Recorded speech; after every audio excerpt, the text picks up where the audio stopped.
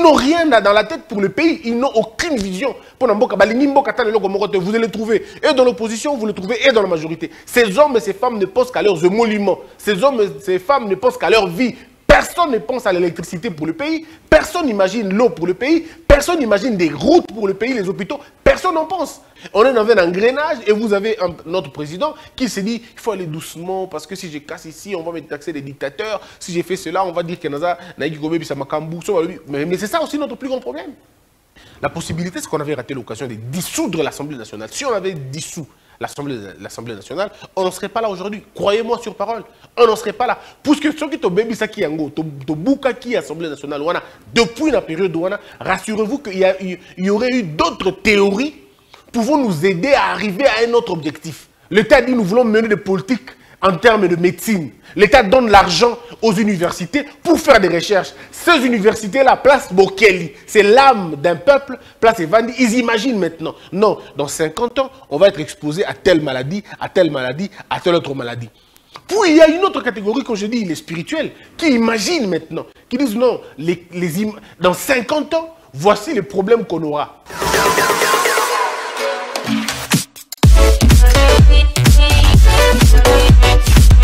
Il y a des images qui me choquent, qui me gênent. Ce matin, c'est les images des aéroports de notre pays. Alors, ça me dérange beaucoup parce que d'abord, je vois des femmes et des enfants, des vieux, des jeunes se bousculer. C'est déjà une habitude de le faire dans nos arrêts de bus, je peux comprendre. Mais arriver au point de se bousculer à l'aéroport, alors là, c'est quand même scandaleux. C'est quand même inimaginable en plein 21e siècle. Que dans un pays, les gens se battent pour entrer dans un avion. Je ne comprends pas comment cela s'explique. Et il n'y a aucune communication gouvernementale. Personne ne prend la hauteur de la mesure. Bon, les gens vont se battre pour aller prendre des places dans un avion. Un avion qui coûte les yeux de la tête. C'est près de 100 $ pour certains voyages. Certains billets coûtent 100 $, d'autres coûtent 150. Il y en a d'autres qui coûtent 200. Mais alors, si nous commençons déjà à nous battre pour avoir ces avions, ça va être très compliqué. Il y a des lignes qui sont totalement abandonnées. La ligne de Mbandaka, par exemple, elle est totalement abandonnée. Et donc, si vous voulez véritablement aller à Mbandaka, ne donnez jamais des programmes que vous allez revenir dans une semaine ou dans deux, puisqu'il n'est pas possible, tout simplement. Alors, je me dis, si ça, ce n'est pas toucher le fond, ça veut dire quoi, tout simplement? En fait, cette situation avait été arrangée comme ça. Malheureusement, pour nous, le problème, c'est que nous n'avons pas de grandes visions. Nous ne regardons pas demain. On ne regarde pas dans le futur. On fait les choses aujourd'hui et puis c'est fini. Pourtant, il faut regarder dans le long terme comment ça va se passer. Une chose peut paraître belle, elle peut paraître réelle, mais ce n'est qu'une question de temps. C'est ce qu'on appelle une illusion. Parce que vous avez 2-3 avions, vous pensez que vous êtes à l'abri. Mais vous n'êtes pas à l'abri. Les avions, ça demande de la maintenance. Les avions, ça demande beaucoup de choses en même temps. Mais là, on est en train de souffrir tout simplement. Qu'est-ce qui manque au Congo d'avoir une compagnie d'aviation sérieuse? Ça manque quoi au pays pour en avoir véritablement? Si le pays, parce que moi personnellement, je ne suis vraiment pas dans la logique d'un État qui devrait avoir des avions. Moi, je suis plutôt dans la logique qu'un État devrait permettre aux privés d'avoir des avions. Je ne suis pas dans la logique d'une compagnie nationale. Moi, ce n'est vraiment pas mon truc. En fait, personnellement, je ne conçois pas l'État comme un acteur du commerce ou comme un acteur commercial ou comme un acteur des affaires dans une société. Je perçois l'État comme un arbitre, comme un régulateur. Du moment où l'État commence à faire les commerces, à faire les affaires, ça a toujours été un problème. Bien, il fait qu'une question d'école. Il y en a qui pensent que l'État doit maintenir certaines choses. Il y en a d'autres qui pensent que l'État ne doit pas le faire. Plutôt, l'État devrait ouvrir le marché. Moi, je suis de cette école-là. Je pense humblement que l'État devrait permettre aux Congolais d'acquérir des avions. La possibilité d'avoir des avions en leasing ou je ne sais pas quel autre mécanisme, mais il est possible d'avoir 7, 8, 9 entreprises, compagnies aériennes congolaises. Il y a la possibilité. Il y a des pays qui ont réussi avec le modèle d'avoir une compagnie aérienne. Il y en a des pays comme ça. Les Émirats, par exemple, ils ont ça. L'État de Dubaï a quelques avions. Il n'y en a pas, moi, je n'ai pas de problème. Mais à côté du fait que l'État a des avions, l'État s'est ouvert aussi à la concurrence. Comment ils ont fait pour réussir ce modèle? Ils le savent eux-mêmes. Mais nous disons, il est possible de permettre aux Congolais d'avoir des usines d'avions. Pardon, oui, des usines d'avions, oui, mais aussi d'avoir des compagnies aériennes. Il est possible. Je suis vraiment pas calé dans ce domaine, voilà pourquoi je ne sais pas d'avancer loin. Mais en tout cas, avec les petites connaissances que nous avons, après avoir parlé avec plusieurs autres entrepreneurs dans le secteur, plusieurs autres messieurs qui connaissent ces choses, ils nous disent, Christian, c'est possible. C'est possible que des Congolais aient leur propre compagnie aérienne, pas l'État, mais des privés. On peut s'organiser comme ça, l'État peut inciter les privés à avoir des usines, disons, de compagnies aériennes. Bon, je ne sais pas pourquoi je parle d'usines, mais je crois que c'est possible aussi d'avoir des usines d'aviation. C'est possible. Il faut de l'intelligence, il faut de la main-d'œuvre, il faut tout ça. Et c'est possible d'en avoir. Mais c'est juste une question de projection. Est-ce que nous sommes en train de projeter l'avenir? C'est ça la grande question.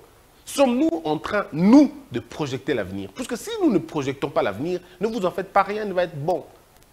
Rien ne sera bon dans le futur. Il faut maintenant projeter l'avenir.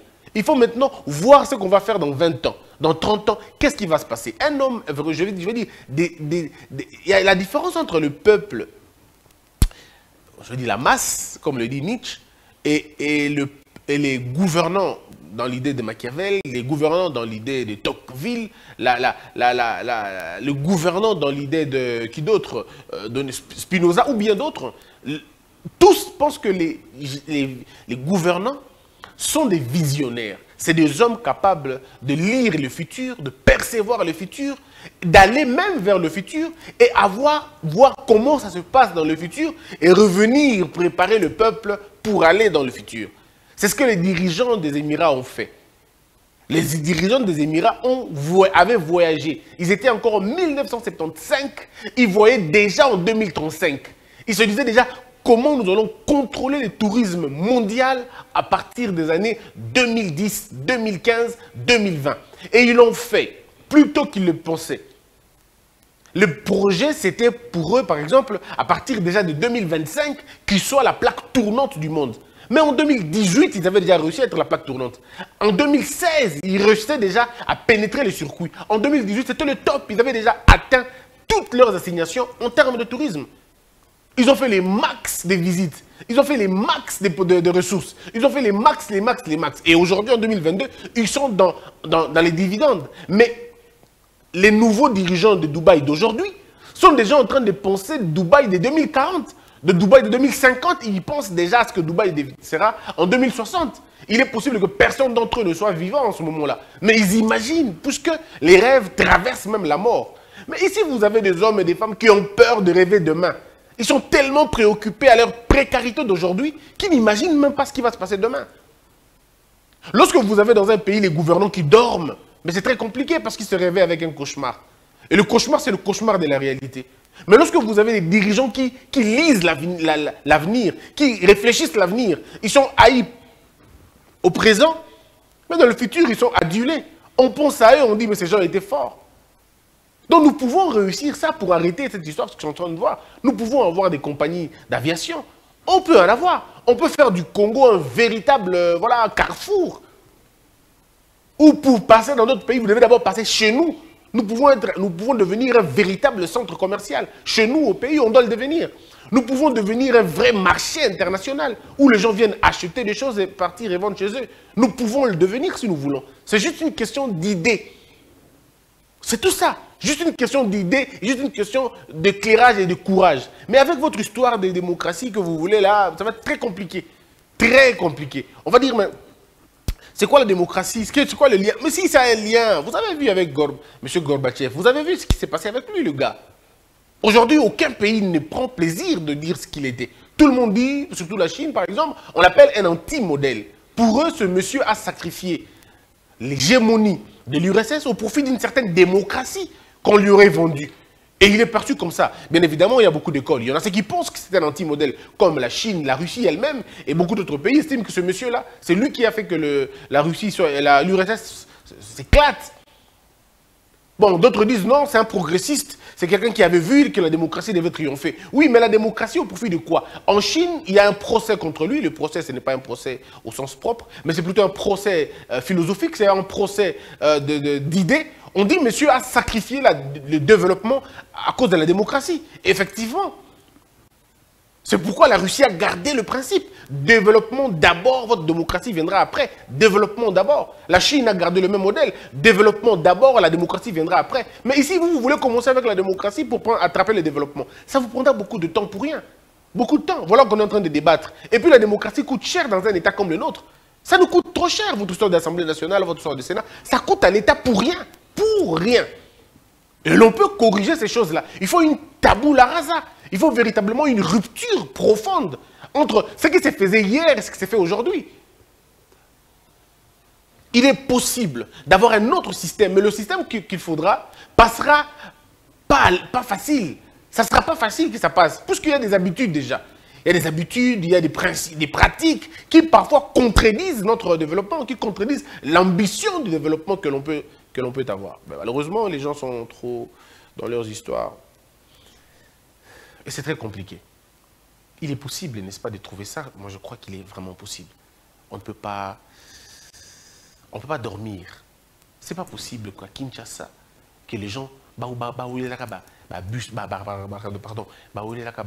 avion, modèle, même à Takoutoulilu, dans le 21e siècle, les gens ne devraient pas courir la bus à Kinshasa. Si un pays comme l'Égypte fait l'assemblage des véhicules, un pays comme le Rwanda fait l'assemblage des véhicules, je vais vous rafraîchir la mémoire, on était premiers à le faire. Tant que vous avez l'assemblage de moteurs, les Égyptiens, l'assemblage à Moutoukanine. Quand nous, on était en train de faire l'assemblage à Moutouka, Zimbabwe avait l'assemblage à Moutouka place. Quand nous, on était en train de faire l'assemblage à Moutouka, Rwanda avait place. Mais aujourd'hui, ces gens-là commencent à faire les assemblages des véhicules. Nous, on est en train de reculer. On est en train de nous embrouiller inutilement. Tout simplement parce que, on va dire, la mauvaise politique, la mauvaise gestion, la mauvaise classe politique, il y a moins de 18 places. Notre problème, c'est la classe politique congolaise. C'est là notre problème. Une fois que nous avons compris que Bango des problèmes Nabiso, on a réussi beaucoup de choses. C'est eux notre problème. Bango des cancer Nabiso. Et si nous voulons véritablement nous sauver de cela, il faut chasser tous ces gens-là. Quand je dis tous ces gens, ça veut dire cette classe politique médiocre, basée sur le lucre et pas le boulot. Bangonde Batomabe. Dans son ensemble, la classe politique, elle est quoi? Mais c'est une classe de coopérants, c'est des gens qui coopèrent leur vie. Ils n'ont rien dans la tête pour le pays, ils n'ont aucune vision. Vous allez les trouver et dans l'opposition, vous les trouvez et dans la majorité. Ces hommes et ces femmes ne pensent qu'à leurs émoluments. Ces hommes et ces femmes ne pensent qu'à leur vie. Personne ne pense à l'électricité pour le pays. Personne n'imagine l'eau pour le pays. Personne n'imagine des routes pour le pays, les hôpitaux. Personne n'en pense. N'y pense, pardon. Tout le monde a la poste à Zambonga. C'est ça l'enrichissement, à la limite. Entre-temps, on sacrifie des besoins, le véritable besoin du peuple. Alors cette mentalité-là, on ne dit pas que les dirigeants... non, je ne suis pas en train de faire un procès contre les dirigeants.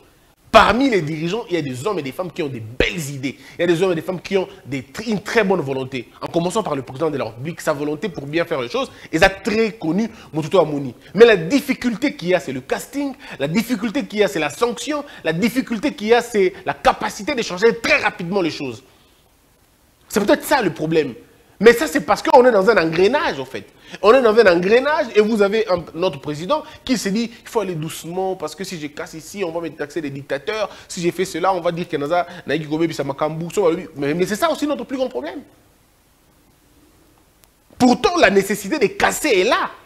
La nécessité de casser et de refaire est là. C'est ça. Nous avons besoin de quelqu'un qui peut prendre le risque. Le risque de tout détruire et de dire ok c'est bon mais l'avenir me jugera. On va juger l'avenir et l'avenir dira ah c'est bon. Tous les députés peuvent avoir l'argent que vous voulez. Hein. Députés tout, on a besoin de 2 000 $, 15 000, 30 000. Ils peuvent avoir tout l'argent. Mais rassurez-vous d'une seule chose. Celui qui payera pour tout ça, ça sera un seul homme, les urnes. On va dire mais pourquoi il avait laissé. Les gens ne sauront pas que n'était pas lui de payer les... En tout cas les gens quand ils vont aller voter, ils vont dire mais ah bon. On vote contre ou on vote pour. Tout ça parce que les gens vont se dire ah, il y avait un président qui n'avait pas arrêté ces choses. Même si on a un président qui a arrêté le côté par rapport à Boye. Tala pour arrêter le côté, il faut Boye. Il faut encore le même accord dans les députés. On a un ballon d'essai. Tomega qui peut savoir que Bolongo va supplément de Konabino, Bangotou Baboyaki. Tomega qui Balongo Bangotou Baboyaki. Des lois sont passées Baboy parce qu'ils forment une majorité. La possibilité, c'est qu'on avait raté l'occasion de dissoudre l'Assemblée nationale. Si on avait dissous l'Assemblée nationale, on n'en serait pas là aujourd'hui. Croyez-moi sur parole, on n'en serait pas là. Puisque ceux qui ont baby ça qui yango, to bouka qui l'Assemblée nationale, depuis la période rassurez-vous qu'il y aurait eu d'autres théories pouvant nous aider à arriver à un autre objectif. On est allé dans un autre objectif. Donc, avec Panzango, et puis, comme on a solo plus tard. Les gens allaient dire non, mais il fallait organiser l'élection. C'est une utopie. La Constitution n'ordonne pas au président d'organiser les élections. La charge d'organiser les élections ne revient pas à un président, c'est à un gouvernement. Et c'est deux choses différentes. Ce qu'on évite, ce n'est pas un président d'organiser les élections une fois qu'il a dissous l'Assemblée nationale. Si le président dissout l'Assemblée nationale, la responsabilité d'organiser les élections revient au gouvernement. Mais le gouvernement ne pourra plus rien faire dans la mesure où le gouvernement n'aura plus de quitus de l'Assemblée nationale. Qui va contrôler comment s'appelle le budget pour le Marabonagnos? Qui sera l'autorité budgétaire? Toutes ces choses-là ont été organisées par ceux qui ont conçu une constitution qui s'est vue tantôt muette dans un coin, tantôt pas éloquente dans un autre, tantôt non explicite et assez vague. Et on allait profiter de la vague, on allait profiter de la silence pour instaurer un nouveau système, un nouvel ordre politique. Il est possible, mes frères, nous ne sommes pas le premier pays à changer un ordre politique au cours de son histoire. Tous les pays du monde qui ont voulu changer les choses ont, à un certain moment donné de la vie, changer l'ordre politique de leur pays. Et quand ils ont voulu changer l'ordre politique dans leur pays, tout n'a pas été que rose. Ne vous en faites pas de certaines violations de la Constitution, ça fait partie inhérente de la vie. Toutes les constitutions du monde ont été une fois ou deux fois violées. Intentionnellement ou non. Mais le problème, ce n'est pas la violation de la Constitution. Le problème, c'est les mobiles qui poussent à la violation de la Constitution. À certains malheurs, le bonheur peut venir de là. Ça veut dire que vous pouvez violer certains trucs pour corriger une erreur, une erreur congénitale. C'est possible. Il n'y a que ceux qui comprennent ce que je dis qui comprendront. Si vous le prenez dans la prisme politique, nous comprendre dans côté. Il est possible de briser certaines choses pour corriger certaines choses. Il y en a. Quand la maison est en train de brûler à l'intérieur et que vous êtes à l'extérieur, vous ne vous préoccupez pas d'ouvrir la porte avec la serrure. Vous brisez la porte, vous entrez, vous éteignez le feu et vous allez réparer la porte plus tard. Mais d'abord, réparer un tort. Le tort que nous avons est dans le sang, est dans l'âme de notre pays. Il faut le corriger. Alors, si vous voulez corriger un mal en suivant la procédure, ce n'est pas possible. Il faut casser. On ne fait pas des omelettes sans casser les œufs. Ce n'est pas possible. On appelle ça aussi le prix du progrès. Le progrès a un prix. Le développement a un prix. Le changement a un prix. Dans un État, vous avez deux courants. Le courant de l'évolution et le courant de la révolution. L'évolution, c'est lorsque les hommes font... Non, pardon. L'évolution, c'est lorsque les temps se règlent à faire les choses. Mais dans certains cas, ça ne marche pas avec l'évolution. Dans plusieurs cas, il faut la révolution. La révolution implique l'homme. Ça veut dire l'homme intervient dans le processus de l'évolution. Si l'évolution est un cursus naturel, la révolution est une pratique des hommes.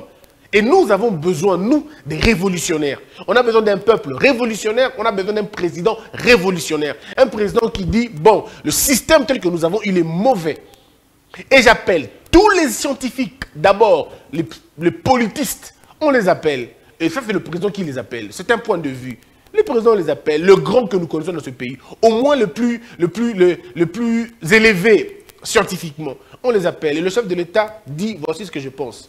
Il y a un problème avec notre constitution, un problème avec notre système politique, il faut qu'on le change. Je voudrais qu'on le change. Mais voici ce que dit la Constitution. Mais voici mes idées et mes pensées. Je veux que ça se passe comme ça, sous mon mandat. Ces hommes et ces femmes vont réfléchir de comment trouver les moyens pour sortir de cela, pour sortir de cet ordre. Ben, il y aura des violations, oui, on veut bien, mais on va minimiser certaines violations pour sortir de là où nous sommes, pour bâtir un nouveau système qui sera hérité par nos enfants. Et puis on appelle des juristes, c'est-à-dire des constitutionnalistes. Comment, pas contourner, comment trouver un autre mécanisme? Une nouvelle constitution par exemple? Un nouvel ordre politique? Un nouvel ordre constitutionnel? Un nouvel ordre économique? Un nouvel ordre social? Comment faire pour trouver un nouvel ordre politique des choses? Ces politiciens, ces scientifiques, vont donc imaginer un autre modèle. Et ce n'est qu'à la sortie de cette histoire, de ce conclave ou de ce colloque, de cet atelier, que l'on va décider quand on aura évité toutes les couches scientifiques du pays, les têtes pensantes du pays. Notre plus grand problème au Congo, nous pensons que les politiciens sont forcément des penseurs. Non. Les penseurs sont d'autres personnes, les politiciens sont d'autres. Dans un pays, vous avez ce qu'on appelle la grande trilogie. Vous avez le spirituel qui gouverne le tangible et l'intangible, qui gouverne la métaphysique, qui comprend les morts, les vivants et les esprits, qui contrôle tout ce qui relève de l'invisible ou du visible. Pas de l'invisible de l'Assemblée nationale, mais de l'invisible à solo. Ça, c'est le spirituel. Ce n'est pas la religion, le spirituel. En lingala, on dit Bonzambe. Puis vous avez la science. C'est là où nous trouvons l'élite. Pas l'élite politique, c'est là où nous trouvons les illuminés. C'est là où nous trouvons les hommes appelés. C'est là où nous trouvons les hommes faits. Ce sont des scientifiques, c'est des hommes qui ne sont pas politiques. Et eux, ils sont penseurs. Ce sont eux que Socrate disait philosophes. Parce qu'à l'époque, on pensait philosophe, on pensait à la philosophie. Non, tout penseur à l'époque était philosophe. Et pour Socrate, la nation se meurt, un État se meurt lorsque l'État ne se retrouve pas entre les mains des philosophes. Et donc, ce sont eux, les penseurs. Ils pensent État, ils pensent pays, ils pensent avenir, ils pensent vie. Bango va penser à ça. Après, vous avez la science qu'on appelle en lingala Bokeli. Vous aurez maintenant, après, vous avez la politique. La politique ici, c'est la politique qu'on appelle en lingala Bokambi. Bokambi, c'est la politique, la façon de gérer la cité. Pas de piller la cité, pas de voler la cité, mais d'éclairer la cité, de gérer la cité. La politique, c'est l'art de gouverner, mais c'est l'art de prévoir, c'est l'art d'anticiper, c'est l'art de comprendre dans le bruit, c'est l'art de voir dans le noir, c'est l'art de conduire, même lorsque tout ne va pas bien. C'est ça la politique, en fait. Donc, c'est la spiritualité qui capte les informations surnaturelles, la mission d'un État, qui le donne aux penseurs qui maintenant essayent de matérialiser dans la pensée claire les idées surnaturelles sur l'invention, sur l'innovation, sur la création, sur la fabrication. Ça vient de là, ça vient d'abord du spirituel. Puis ça tombe chez les scientifiques. Les penseurs, qui imaginent comment mettre ça en place. Ils trouvent déjà, eux, à leur niveau, ils arrivent à décoder. Ils déchiffrent. Ils rendent potable et visible ce que le surnaturel avait vu dans l'invisible. Bango va commission au visible. Et ce n'est qu'après ça que l'on donne à la petite partie, la toute dernière partie, c'est la partie politique. C'est ceux-là qui vont appliquer. Ils vont appliquer quoi? Ce que le spirituel a vu, ce que le scientifique a décodé, et eux, ils vont l'appliquer. Voilà pourquoi aux États-Unis, lorsque le pays veut construire un nouveau terrain ou veut faire de nouvelles recherches, l'État paye les universités. Ça veut dire, place à Bokeli. L'État dit, nous voulons mener des politiques en termes de médecine. L'État donne l'argent aux universités pour faire des recherches. Ces universités-là, place Bokeli, c'est l'âme d'un peuple, place Evandi. Ils imaginent maintenant, non, dans 50 ans, on va être exposé à telle maladie, à telle maladie, à telle autre maladie. Puis il y a une autre catégorie, comme je dis, les spirituels, qui imaginent maintenant, qui disent non, dans 50 ans, voici les problèmes qu'on aura. On aura des problèmes de moralité, on aura des problèmes de ceci, on aura des problèmes de cela. Si vous posez la question aux Américains, la menace, il y a armes. Et Banaka déjà 50 ans dans le passé. Il y a des livres, il y a des scientifiques qui avaient déjà annoncé que dans les jours à venir, on aura des problèmes, on aura des fusillades dans l'école. Il y a des livres qui ont dit ça. Aujourd'hui, vous vous étonnez, les gens s'étonnent. On est je ne sais plus comment on les appelle. Hein? Des animés, soupçon, je crois, Simpson, je peux me tromper. Il y a Combo. Makambo ya virus Ebola. Balobango kala.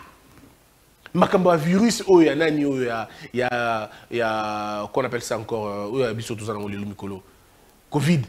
Ils en avaient parlé depuis très longtemps. Mais les gens se posent la question, mais non, c'est-à-dire qu'il y a eu des informations qui sont captées dans le spirituel, qui sont données aux penseurs, qui le mettent dans les films et les politiques prennent des précautions. Mais c'est comme ça que ça se passe dans un État. Mais ici où vous avez détruit tout le système, il y a une adéquation entre ce que le spirituel voit, encore qu'il faut qu'il y ait un spirituel, que ce que le scientifique capte, encore qu'il n'y a pas de scientifiques. Vous avez des apprenants qui apprennent le français et l'anglais et la science des autres. Vous n'avez vraiment pas des gens qui apprennent votre propre science, puisqu'elle n'existe pas, puisque la science d'un État, elle n'est pas importée.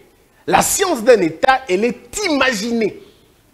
Elle est produite culturellement. Elle est puisée dans le patrimoine métaphysique, historique, culturel d'un État. Si vous avez des politiciens, les politiciens vont appliquer. Tu as créé un avion. Ok, tout ça, la n'engeni. Bah, si on a une université, na département tel, celle là, la recherche, il y a modèle de l'avion. Cette université-là puise dans la connaissance sur Bazanango. Bah, vital, tout ça, l'avion, mais tout ça, par exemple, côté il y a Boende. Tout ça, par exemple, côté Vichumvi. Tout ça, par exemple, côté Bateke. On va le faire. On a un problème, ok, donc solution, on va côté Bateke. Mais c'est comme ça que ça se passe. Il faut qu'il y ait ce couloir-là. Malheureusement, il n'y a pas ce couloir-là. C'est à nous de capter les informations, mais nous n'arrivons pas à le faire. C'est-à-dire qu'il est possible pour nous de sortir de là où nous sommes. Si seulement nous faisons, voilà, le lien, et bien on a tout. Bonzambe, c'est la spiritualité. Bokeli, c'est la science. Et puis, le Bokambi, c'est la politique. Donc, le Bokambi de la politique doit suivre en réalité, doit se ressourcer dans les Bokeli.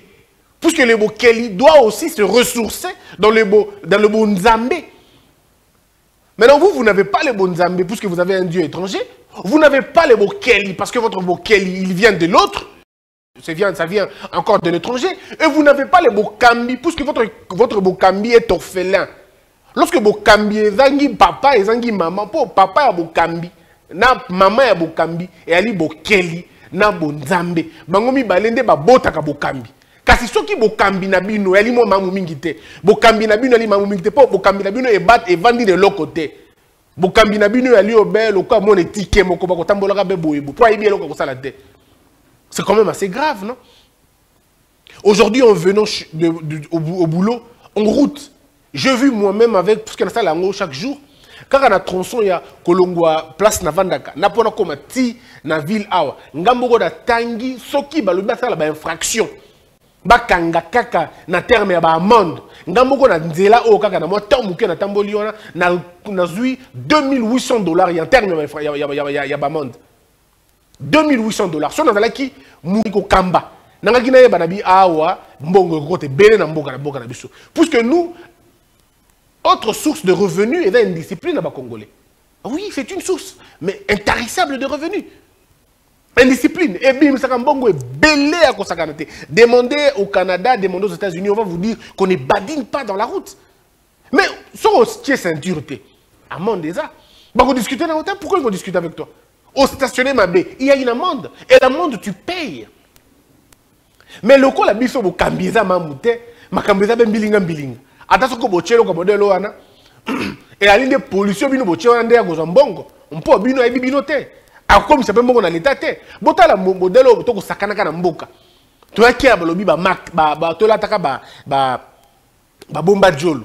Pe moto azui atamboli nango pe polisa kutani na nzela pa bino obite ke bakolo ba ke photo pesa mbongo. Pe na lobby abi pesa ngo be debilo le kanao. Ça veut dire que azui mbongo na ye l'état ribi me pe makabona. Ça veut dire quoi? Bokambi ali na molongo te. Mpo soko bokambi ali na molongo boko jwa mibeko ya mutindo wana te. Liboso ya bino boza mobeko wana boko banza nanu. Boko banza nanu eloko nini tokosala liboso. Mpo eloko nyoso ekoki kosala na mboka esengeli ala na molongo. Soko molongo ya lite ekoti mbilinga pe mabe. Na moni na balabala ngamoko. 207 à côté Mopanzi. Quand c'est dans le qu'on a mon nom à Lyon, à côté dans le lieu à Mopanzi, quand c'est foutu $80, $80 n'a pas foutu, on a beaucoup de bandela sous lobby à bandela $80 on a l'équipe Fimbo. Et l'équipe Fimbo. Moto a dali na mutu kanaye normal ou a dali personnel. À côté nanzelo ya mabe. Nanzelo sengela qui te code. Pe bokangi a foutu $60. Bokati que moto ko futa ça sou bilinga na lobby te ko sala te. Bokani si pendant que moto ya moto ko tambola na moto. Bokangi a futi $40. Bokani si ya ko la casquette. Bokani si ko violer le code de la route modèle wana. Na 2800 ceux qui $20 on a sala ki lelo na ninga prélèvement na ngabo tata na kotanga na kotala. Ba moto ba ki bango moko to na ba $1000. Bango moko ba moto.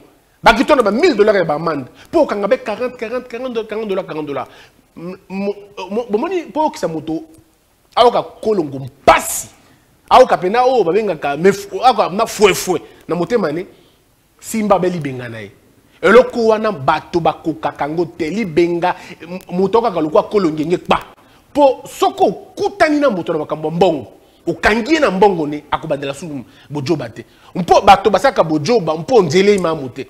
Aye bate na sa te. Mais soki botelemi penza na balabala. Bolobi ba pulusu oyo musala na bango aliyo beba masaka bato bakokbeya na nzela na mbeba. Bango batelemi bana bakenda mopanzita, batelemi kawana. Yo moto o to benga na lingala tukutuku. Yo tukutuku tambola na nzela ya malonga pe yo boyi. Mpo yo ali wewa okatisi na nzela mosusu. Soki bakangi yo ofuti $40 na l'État. Bokanti pena ke bokosaka ba blago bakosala. Bokanti pena. Non, en fait, ce que je veux dire, c'est que dans ce pays, il ne faut que de l'ordre. On a besoin de l'ordre et de la discipline. Nous avons besoin d'avoir une gouvernance éclairée, une gouvernance rigoureuse, une gouvernance basée sur l'exemplarité. Il faudrait d'abord que l'on commence avec les autorités. Aujourd'hui, en venant, j'ai vu un véhicule de police, s'il vous plaît. Violer le code de la route pour rien. C'est le véhicule de police. Pourquoi va-t-il violer le code de la route? C'est un véhicule de police. Ce sont les agents de l'ordre. Quelle est la raison? Ils vont dire quoi? Ceux qui bango koti bongo, tout le monde va faire la même chose. C'est ce qu'on appelle l'exemplarité dans la gouvernance. Il faut d'abord que ceux qui veulent faire respecter la loi puissent être d'abord le premier à respecter la loi. Ainsi, nous allons suivre. Mais si vous-même, vous qui gouvernez, vous ne respectez pas la loi, comment ça va se passer? Et si vous n'arrivez même pas à respecter le petit code de la route, qu'est-ce que vous allez respecter? Yamalunga. Pour le coup, beaucoup respecter en côté. Si quelqu'un vous respecter, et moi pas si. Na lingina le bakaka que tomeka un peu ko bongola makanisi na biso.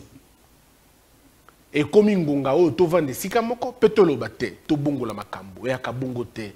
Bakamba kamboka ni lolo côté. Na lo bakabelo ko mwa mingi bakamba kamboka ni lolo côté. Bakamba kamboka ni fengo ya te. Bakamba kamboka na longenete na lontalete. Bakamba kamboka na modelo ya musulute. Mboka bakamba kango na molongo. Mboka bakamba kango na mabanzu. Mboka bakamba kango na limemia na bokebi pe na boyebi. Mais ce que comme le quoi est kunde audio yo kotisio yo bimisio yo mabe. Mboka ya libongo te. O to kotambola na kisasa to kotambola kwa ni kunde mamute. To kotambola kwa bato bana bongo te on bato atiki ba bongo na banda kuna bango. Et sengeli na bato moko batala balo bate boete bo mamute. Vous-même, pour terminer, si vous venez par exemple, partout où vous venez, bon, on a qui bande ligne moko, hein, donc ligne moko est tondi. Ligne moko c'est vide. Pourquoi? Et là, signe. Oh, ben, na urbanisme, ben, pathologie de la ville. Et qu'on a qui ça que, bato nyoso, ba okenda ko sika moko, pe bato nyoso bazonga ke sika moko. Et li ko le ba ke mboka na bino ali na bo. Ali na bo kono. Ça veut dire votre ville a une maladie. Vous n'arrivez pas à désengorger les gens, vous ne désengorgez pas les activités, les gens se retrouvent au même endroit en train de faire le même service dans les mêmes activités. C'est très compliqué. Voilà donc, voilà personnellement mon point de vue sur la question. On peut corriger les choses, il n'est pas trop tard. Avec la volonté que le président a, il suffit de coordonner 2-3 petites choses encore, ça peut nous sortir de là où nous sommes et donner à ce pays un nouveau départ. Mais notre piège, c'est la classe politique. Non, non, notre piège, c'est le système que nous avons que nous n'arrivons pas à corriger. C'est la cécité de notre classe politique, c'est la faiblesse de nos gouvernants depuis très longtemps, et c'est l'incapacité du peuple à comprendre place de hockey. Une fois que nous corrigeons ces choses, les choses vont changer. Que la peur quitte nos esprits et que Dieu